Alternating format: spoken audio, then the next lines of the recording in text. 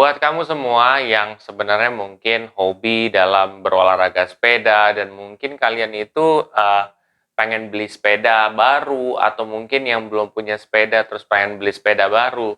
Nah, di video ini gue akan sharing kalau gue seandainya ingin membeli sepeda ya dengan gaji gue yang mungkin terbatas sekitar 5 juta. Nah, bagaimana caranya gue mempersiapkan dana untuk beli sepeda ini menggunakan investasi reksadana plus money manajemennya seperti apa? Simak videonya setelah yang satu ini.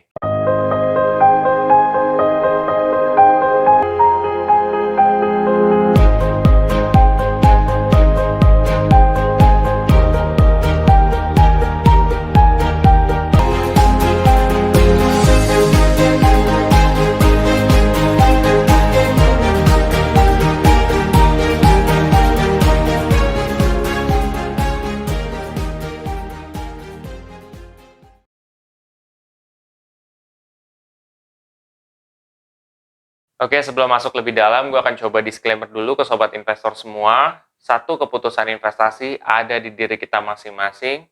Kedua, investasi itu pasti mengandung resiko. Salah satu resikonya adalah penurunan.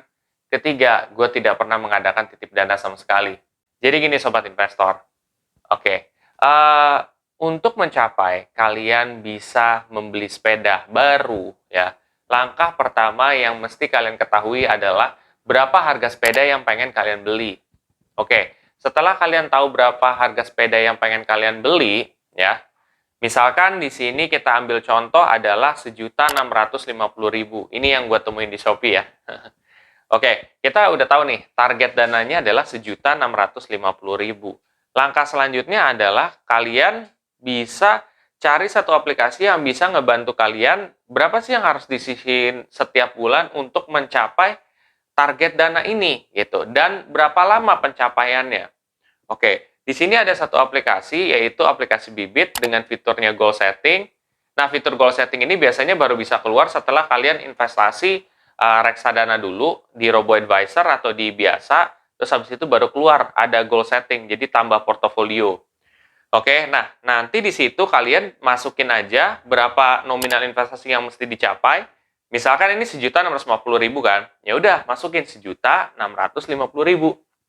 Setelah itu pencapaiannya berapa lama?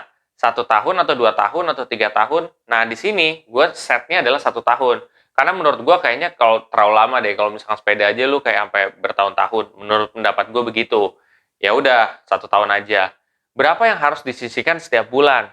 Nah ternyata di sini ketahuan yang harus kita sisihkan setiap bulan itu adalah sebesar 120.000.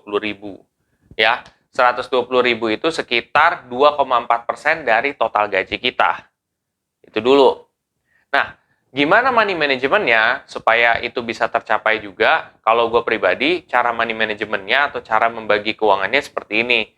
Kebutuhan gue bakal taruh 70%, ya. Alias 3,5 juta, ya kan? Sekitar 70% itu kan. Nah, terus keinginan 17,6%, dana darurat 10%. Nah, kebutuhan kan memang seperti biasa gue sebutin paling gede ya, karena memang kita kebutuhannya juga banyak juga gitu ya. Kebutuhan itu terdiri dari utang, sandang, pangan, papan gitu. Jadi semua kamu taruh di situ juga. Terus habis itu baru keinginan. Keinginan itu sekitar 17,6% ya. Di situ supaya kalian mungkin mau jalan-jalan kemana, mungkin mau beli sushi, mungkin mau beli apa, kan itu juga bisa gitu. Jadi keinginan itu juga memang harus ada proporsinya, cuman mungkin nggak terlalu gede. Kebutuhan yang wajib lebih gede. Kalau misalkan kalian orang yang nggak banyak keinginan, ya udah proporsinya kalian bisa tambahin buat kebutuhan. Seperti itu. Lalu dana darurat 10%.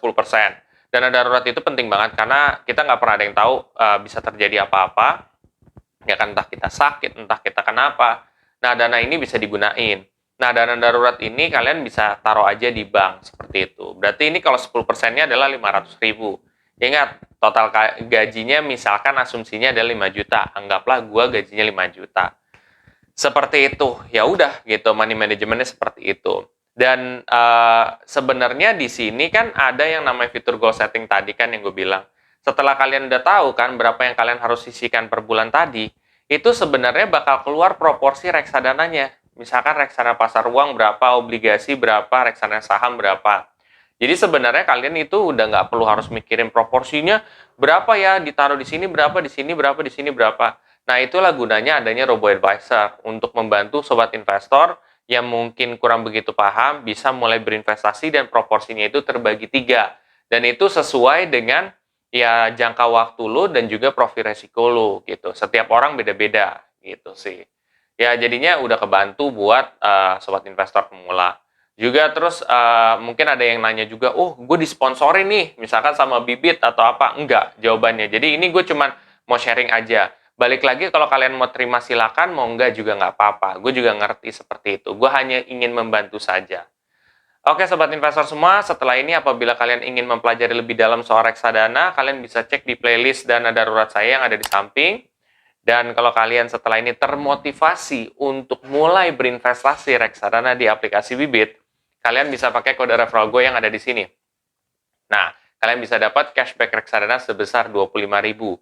Ingat ya, investasinya di aplikasinya langsung, bukan di Telegram. Oke semuanya, kalau kalian merasa video ini sangat bermanfaat, please share aja ke sobat investor yang lain. Dan jangan lupa untuk subscribe, like, dan komen di video gue. Sampai jumpa di video gue selanjutnya. Terima kasih.